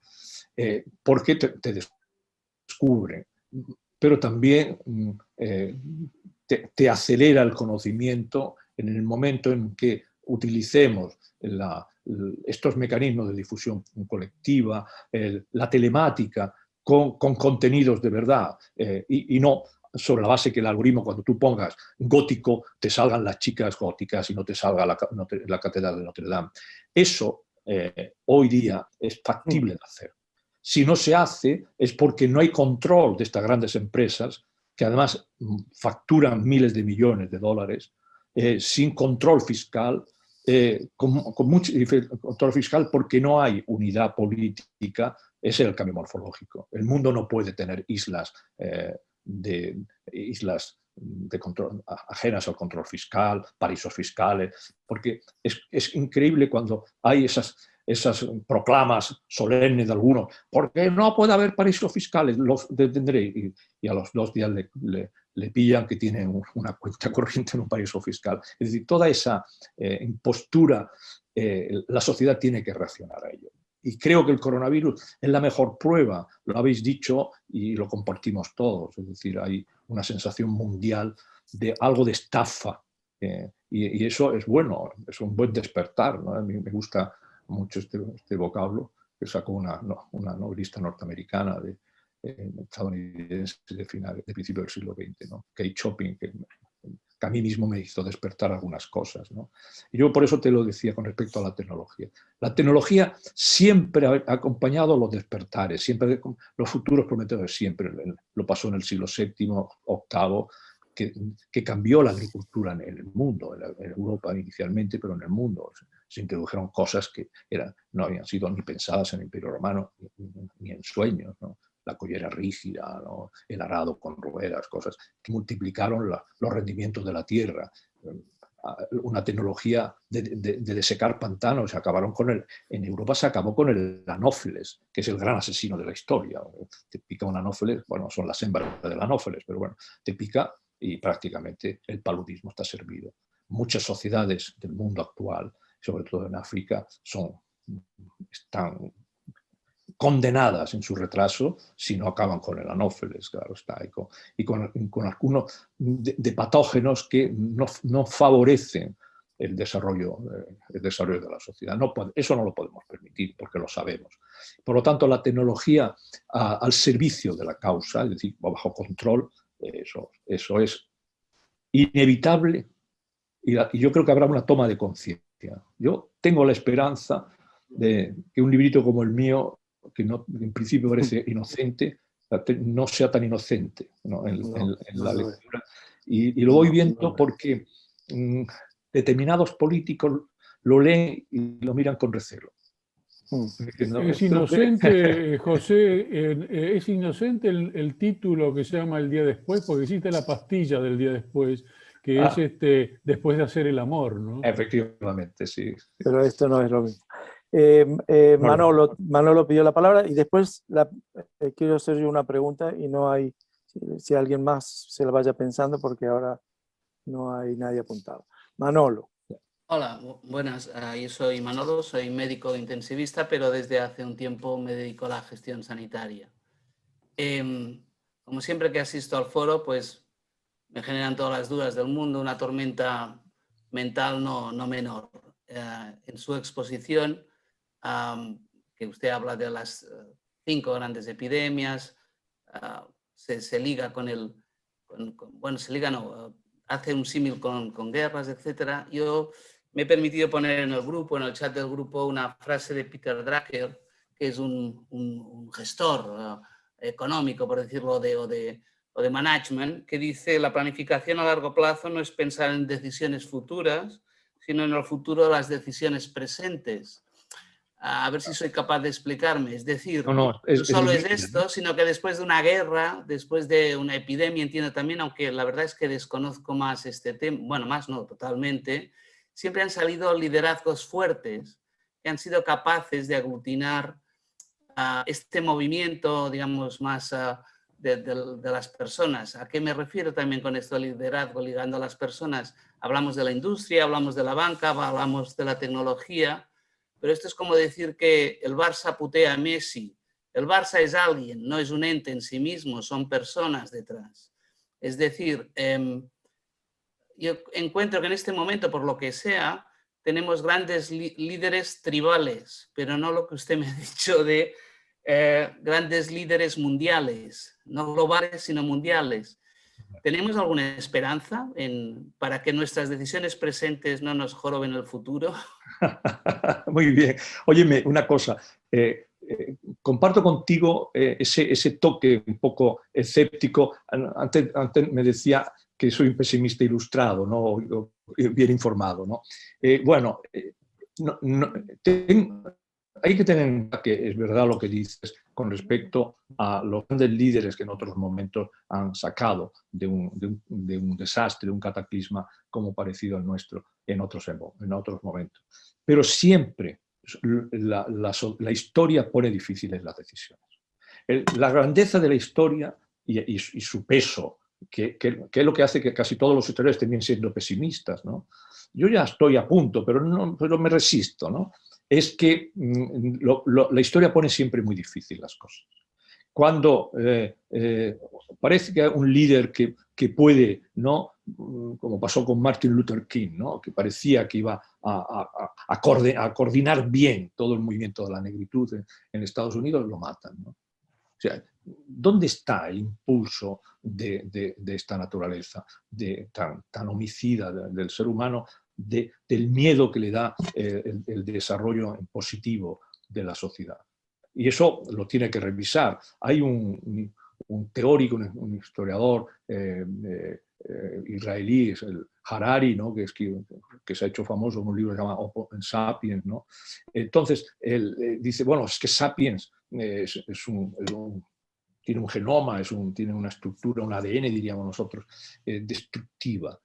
Bueno, es posible, pero la historia es un vaivén, es una dialéctica permanente, ¿no? Entre esa positivación que yo planteo como líderes mundiales que entiendan que el mundo es un hogar único, y lo que tú acabas de decir, que es totalmente cierto, estos líderes tribales donde el tótem además es un falso total, que conduce no solo a una dispersión, sino a una justaposición de intereses, donde la gente cae, ¿no?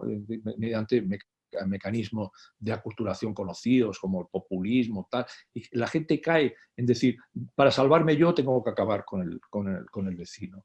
Entonces, claro, aparecen los gestos que han provocado siempre las guerras, han provocado las enemistades entre grupos, la lucha de clases, o la lucha de etnias, o la lucha entre naciones. Todo eso son lacras que la historia ha vivido. Entonces, una historia bien explicada, bien narrada, viendo los errores que eso significa, porque no conducen a nada, ha permitido, por ejemplo, a pesar de las dificultades, en Europa en 1948 se llegó a la conclusión de que 2 siglos y medio de guerras fratricidas en Europa, porque todo el siglo XVIII y XIX fueron guerras una detrás de otra, más las 2 mundiales de principios de siglo, de la primera mitad del siglo, no conducían a nada. Y que el eje fundamental de Europa, que es el Rin, no podía ser una frontera, tenía que ser un puente, ¿no?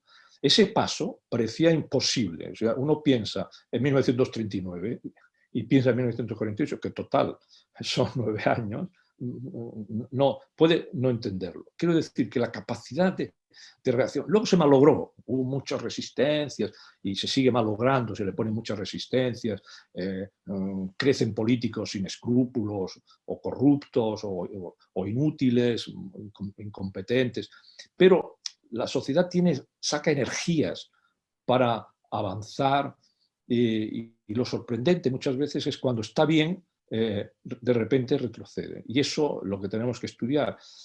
¿Por qué viene a cuento con el patógeno? Porque el patógeno no es selectivo. Y eso, la humanidad no es selectivo, no tiene fronteras. El patógeno no te llama y dice, a ver, ¿tú qué hablas? Español con acento argentino, tú sí. No, yo tengo español con acento uruguayo. Ah, no, a ti te libro. No tiene sentido. En España dice, ¿tú qué hablas? ¿En catalán? Pues sí. ¿En castellano? Pues no. ¿Francés? Pues sí. No es selectivo. Ha mundializado el problema. No ha globalizado el problema, ha mundializado el problema. Es posible que, para contestar también, porque me sigue dando la vuelta el problema de la tecnología, que la tecnología ha querido globalizar el mundo y no mundializarlo. porque es un gran beneficio la tecnología de la globalización. Si ves, todos los chicos llevan el último smartphone, el más caro, el más lujoso, el más... Es necesario. Bueno, claro, este es un mecanismo muy corrosivo de nuestro sistema que tenemos que revisar a fondo y debatirlo a fondo. Y yo creo que el patógeno nos está indicando de que es posible. Y ahí es donde te puedo contestar, ¿no? Es decir, muchas gracias. Voy a hacer una pregunta yo que tengo, y después está Carlos Giachinandi. A ver, yo debo ser uno de los pocos privilegiados que ha leído tu libro, porque, bueno, yo lo difundí, pero como no estaba en la Argentina no pudieron leerlo. Entonces, o sea, tú cuando terminas en la parte de que te dedicas más al coronavirus, das una serie de puntos, que son 7 me parece, Sí. y claramente dices, hay que decidir. O sea, haces un diagnóstico de cómo está el final del siglo XX, el inicio del XXI, y dices, para que el siglo XXI sea algo que valga la pena y que respete la dignidad y los derechos humanos, tenemos que tomar decisiones. Y en los 7 puntos pones algo a elegir, ¿no? Hay temas que se han tratado, pero hay un punto que a mí me parece que, no sé si lo trataste, pero se me escapó, pero que haces un llamado ético. Hace un llamado ético. Yo me apunté 2. Uno, a la sinceridad y a la autenticidad. Digamos, como cambio individual de cada uno, yo lo interpreté así. Y el otro es una crítica a nuestro modo de gobernanza, a la democracia, al cuarto poder, a que no hay una verdadera democracia sin un cuarto poder auténtico, y dices que hay que elegir, si el periodismo va a ser de partes, yo lo entendí así, Sí. o si el periodismo va a ser un relato, más o menos relato, no tan de parte, ¿no? No sé, me gustaría que si puedes, no sé, si Bueno, te apetece explicar un poco más esto. La idea básica la he escogido y te la reafirmo porque además es de las que más convencido estoy. El principio ético ha regido siempre la sociedad y además cuando se preguntaba, esto viene del viejo Aristóteles, ¿no? La ética a Nicómaco, ¿no? Es decir, cuando le pregunta a Nicómaco, al maestro, ¿qué puedo hacer? Dice, hacia los demás, dice, no hagas con los demás lo que no quieres para ti. Eso es un principio ético básico. Porque lo otro es la superchería, la impostura, la malicia, negar la inclinación, la tendencia de sapiens, del ser humano, es absurdo, porque muchas veces la tendencia es consciente, pero muchas veces es inconsciente. ¿Qué tiene entonces el ser humano? A lo que llama el escudo ético, pues tiene sencillamente el aprendizaje. Y el aprendizaje es básico. Por eso necesitamos una revisión a fondo de cuál es el aprendizaje que queremos en el mundo. Y vuelve a salir el tema aquí de las máquinas, donde la digitalización está presente y el algoritmo está muy presente. Por lo tanto, y además es inevitable, o sea, tratar de decir, no, es como los cardadores de la lana de Florencia, vamos a quemar las máquinas que cargan la lana y no nosotros. Bueno, pues eso es una ilusión porque vendrán otros que harán las mismas o en otra ciudad. Lo que hay que afrontarlos severamente. Ese cambio es ético, porque la ética se aprende. Si es consciente, se aprende mediante un sistema educativo. Y si es inconsciente, si hay cargas de pulsión negativas, también se aprende. No es que ya sea de los buenísimos años 60, que pensaba que el sistema penitenciario, ¿no?, que decía Foucault, nace de la opresión. No, pero sí que estoy convencido de que muchas respuestas muy negativas obedece a un mal aprendizaje de la vida, por los motivos que fuera. Por lo tanto, nosotros tenemos armas para hacerlo, crítica para hacerlo, pero lo que no podemos es dejar al albur de la sociedad, sobre todo en este caso estamos hablando de los niños y de los primeros adolescentes, esa carga de imágenes que le llenan de brutalidad, de asesinatos como un elemento de valor, ¿no? Si tú ves alguna vez la televisión, te quedas espantado de cuál es la imagen que estamos desarrollando de gente que por razones obvias tiene todavía el cerebro por formar, ¿no? Y con respecto a la segunda cuestión, sí que es más aguda, porque tiene una carga política. Los medios de comunicación y de opinión no pueden practicar la falsedad y el fake news. Una vez me sale el kantiano y dice, sí lo hacen porque es pavoroso el fenómeno de la gente que está pagada para decir estas cosas, que son portavoces. Esto parece una ingenuidad, pero no lo es como tal ingenuidad.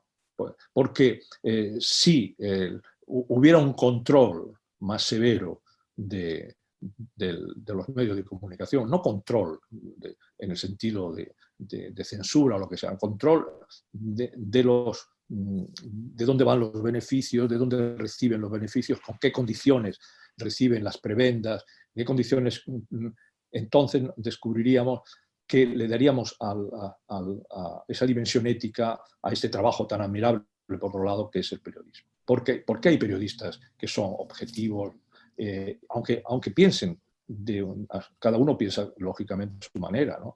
Y cada uno tiene sus ideas políticas, sus ideas sociales, y eso es respetable. Pero en el ejercicio del trabajo no es digno hacerlo. Es como si un profesor universitario, al explicar la historia, explicara la historia en función de una ideología. Sí que se ha hecho muchas veces, pero eso, o un profesor de historia aún se le diría, y un médico dijera, a ver, según, si yo pienso que los ricos todos tienen que estar cuando llegue a mi clínica un rico, digo, bueno, no hay nada, no tiene curación. Pues cosas así, es que no son asumibles. Parece mentira, pero no son asumibles si establecemos un parámetro educativo. Y el patógeno, el coronavirus,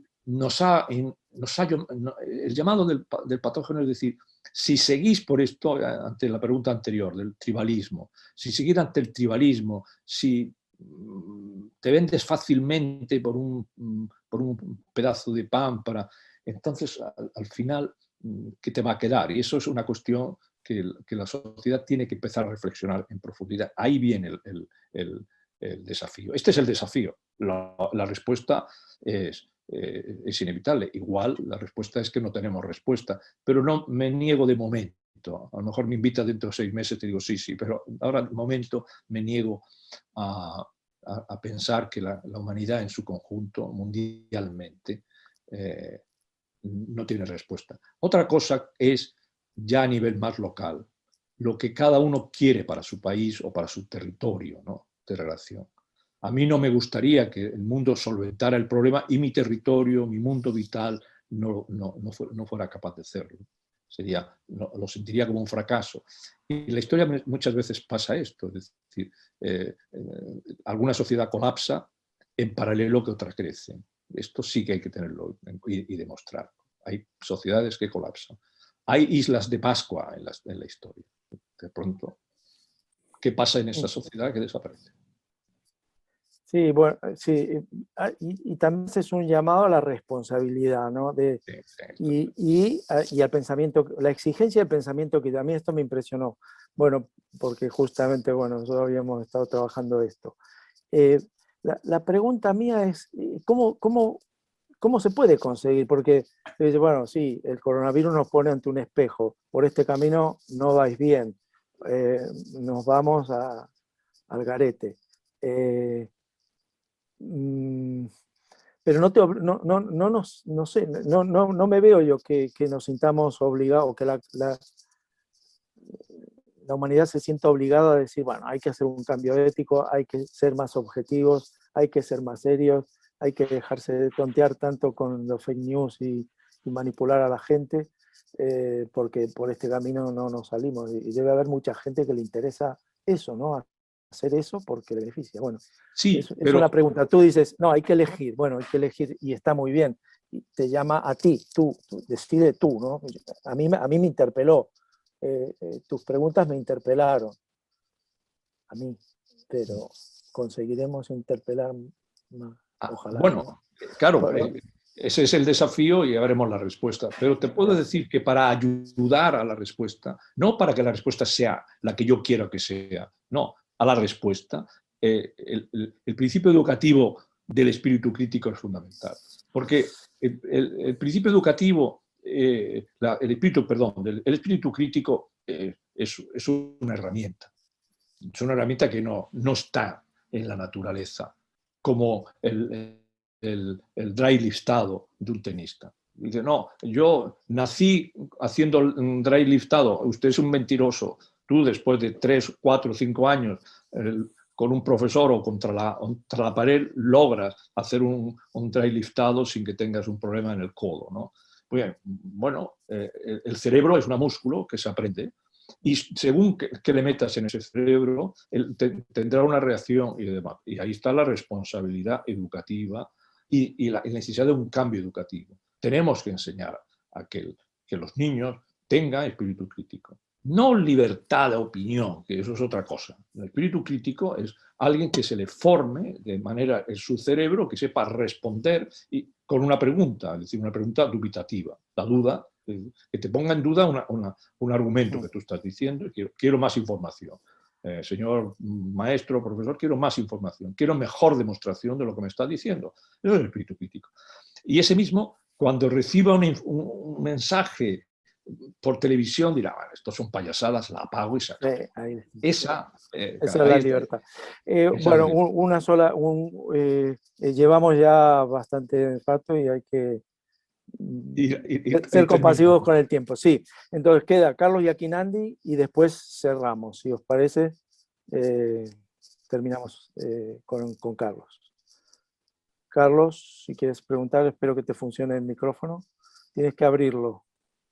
Preséntate para que no te conozcan. Bueno, buenas noches. Mi nombre es Carlos Giachinandi. Soy periodista, no soy médico.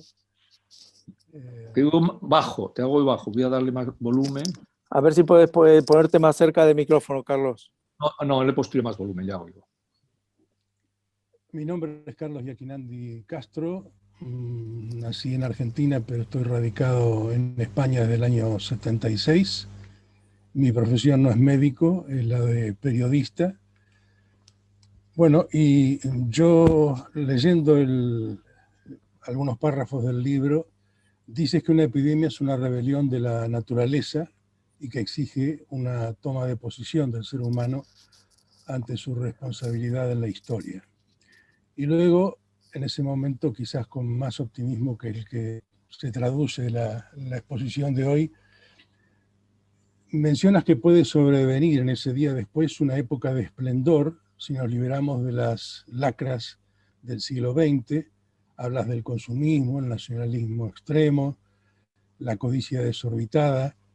Yo interpreto que esas lacras son inherentes al sistema capitalista, que desde hace ya muchos años, décadas, se ha ido implantando en todo el mundo y de alguna manera contradice algunas alusiones posteriores de que con el avance de la ciencia, la tecnología, y hablas también de cosas que están desapareciendo, como es la capacidad de razonar, la tranquilidad para el pensamiento, disciplinas como la filosofía, que prácticamente los gobiernos, unos más, otros menos, la han erradicado. Todo eso nos presenta un panorama de desarme ante ese problema de la epidemia, definida como una rebelión de la naturaleza.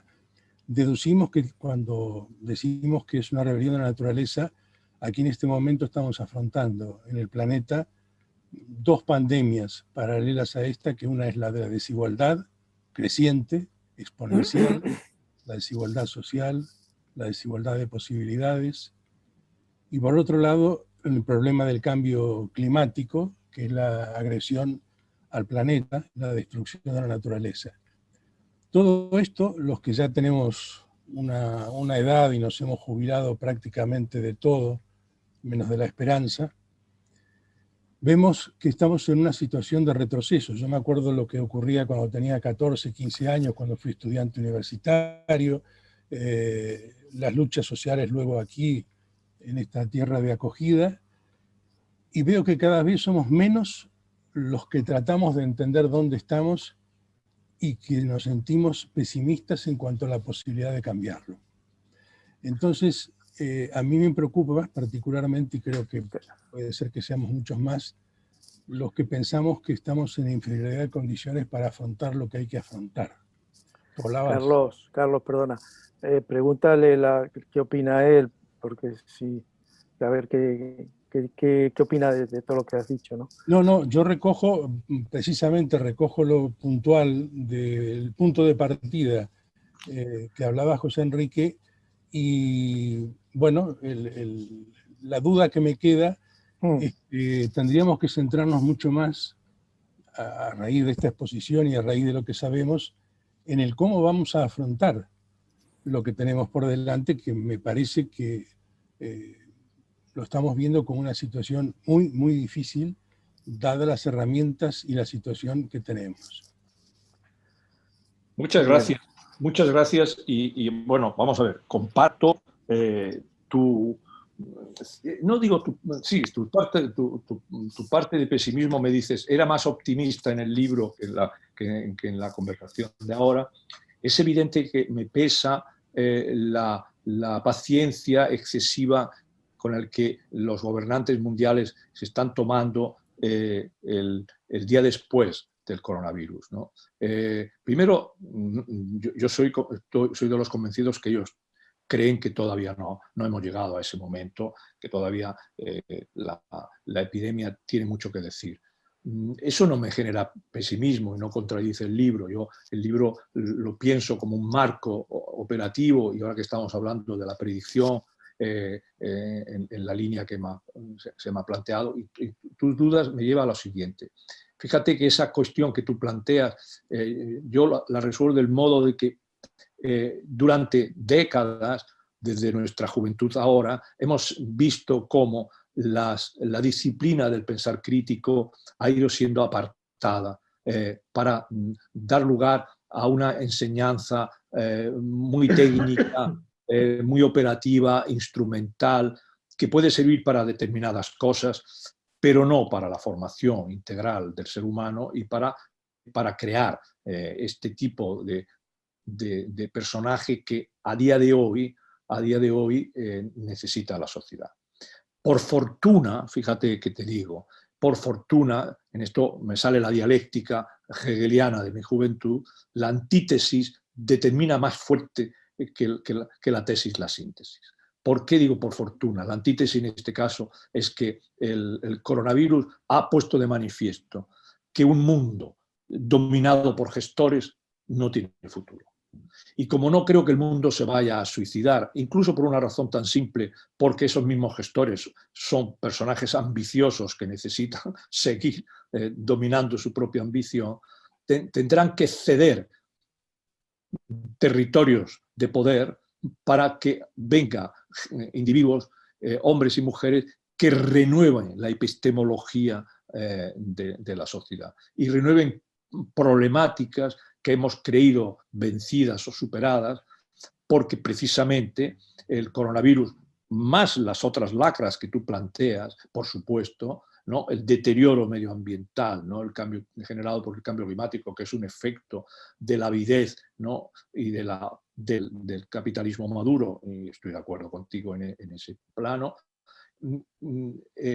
nos ha acompañado. Y entonces, ahora ya los gestores, el mecanismo de la gestión ya no sirve. Y esto ha sido la sorpresa mundial, porque no creas que no están preocupados los gestores, entre otras cosas porque han perdido millones.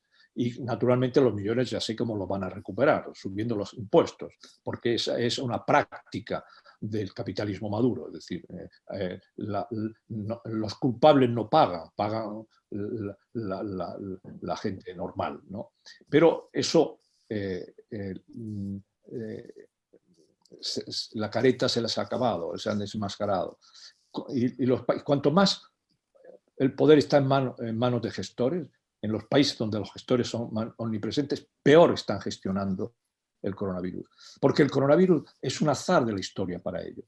No lo tenían previsto. Ellos tenían previsto gestionar cuántos aviones pueden aterrar, cuántos turistas van a venir en agosto, cuántos no sé qué. En fin, toda esa comedia humana, ¿no? Balzaquiana que se había creado el mundo. Y de repente viene, como pasó a los habitantes de Constantinopla en el siglo VI, viene una pulga y pone fin a esa pretenciosidad. Nosotros no es una pulga, sino que es un virus que todavía no hemos diseñado del todo. Y nos pone en cuestión, incluido eso que os decía antes, que creo que es básico, que investigamos solamente a posteriori. Cuando el mundo lo que está exigiendo ya es una investigación predictiva, como está haciendo en otras disciplinas, como hace en la historia. Ahora bien, fíjate lo que te digo con respecto a la historia. La historia que conocemos ahora en las esferas de cultivo de la historia no tiene nada que ver con la seña. Con lo cual, ahí hay una disociación muy grave que hay que rectificar. Hay muchas cosas que hacer. Y precisamente, en mi opinión, el coronavirus nos ha despertado para hacerlas. Ese es el punto de optimista. ¿Por qué las otras veces ha ocurrido y nosotros no va a ocurrir? ¿Qué tiene el siglo XXI de malo que no tenía el siglo XV, que no tenía el siglo VIII, que no tenía? ¿Qué tiene de malo? Y eso es lo que realmente me hace esperar de que va a haber una reacción. Y te indico más. La reacción vendrá. Otra cosa es que la reacción no se dé en todo el mundo. Eso me preocuparía enormemente, que el mundo, como antes os he dicho sobre la disociación vital de los jóvenes, termine disociándose. Eso sería muy peligroso para la humanidad. Que hubiera un mundo que ha respondido adecuadamente al reto que provocaba el coronavirus, un mundo que no lo hiciera. Porque si uno pertenece a ese otro mundo, pertenecería a un mundo, digamos, atascado, ¿no? En retroceso. Y eso generaría una tensión profunda. Como sabemos, el ser humano reacciona siempre mal a una presión de esa naturaleza. Verse hundido mientras otra sociedad sale a flote y verlo. Hoy día que sería muy fácil verlo con los medios de comunicación abiertos, por internet, redes sociales o lo que sea. Claro, tú no puedes porque... ¿Cómo lo podrían justificar los gestores? Sí, se pueden engañar, pero por poco tiempo. Y es lo que está pasando en la actualidad. Y claro, ahí es el reto. Acuérdate de aquello que decía Sukarno, ¿no? De 1968, el año que vivíamos peligrosamente. Él gestionó mal sus propias ideas. Él lo sabe y murió víctima de esto. La historia nos da muchísimos ejemplos de desafíos donde las personas que son capaces de gestionar no lo hacen adecuadamente. Y yo creo que sin embargo, por ejemplo, saco de deducción de esta conversación, yo salgo muy reforzado, de verdad, no porque me habéis dicho que está bien, no me da igual esto, sino porque vuestras preguntas, vuestra preocupación, estas 2 horas que me habéis soportado hablando, me demuestra que vamos a hablar del asunto. Esto es lo de la mariposa, ¿no? La teoría de la catástrofe, ¿no? Creo que ha aleteado un poco hoy la mariposa y veremos si el efecto de feedback desde Buenos Aires a Barcelona, llega a Buenos Aires y vuelve a Barcelona, se hace un intelectual poderoso. Bueno, Enrique, yo quería cerrar la conferencia, la charla, el Zoom, y agradecerte muchísimo de mi parte lo fácil que me lo has puesto, las facilidades que pusiste para participar en el grupo, lo amable que has sido, el tiempo que nos has dedicado y diría más hasta el cariño que nos has transmitido, ¿no? Me gustaría, le paso la palabra a Claudio, que diga unas palabras, y Juancho, que quiere decir algo para cerrar. Bueno, muchas gracias. José Enrique, te quería comentar que nosotros nuestra primera charla de este año iba a ser con un historiador. Y no falló. Y tardamos 17 charlas para tener el primer historiador que nos hable desde esa perspectiva sobre el COVID. Así que bueno, te agradecemos por la exposición y sobre todo la conversa que tuvimos. Como siempre, agradecer a las casi 70 personas que participaron hoy de distintos lugares de un lado y del otro del Atlántico. También agradecerle a mi hijo porque está acá y ha elegido la historia, creo, para su futuro. Entonces, bueno, hoy pudimos compartir algo juntos. Y bueno, les paso el dato que mañana seguramente tenemos colgado en nuestro canal la charla para que el link sea distribuido a todo el que quiera. Así que muchas gracias. Gracias, gracias. Bueno, yo también te quiero agradecer, comparto las palabras de Claudio. Mi optimismo y pesimismo es como las curvas epidemiológicas. Tengo cierto pesimismo en general respecto al futuro de la humanidad. Yo creo que Caín lo mató a Abel porque Abel no lo mató primero. Pero bueno, eso es lo que quería decir nomás. Muchísimas gracias, José Enrique. Gracias a todos vosotros.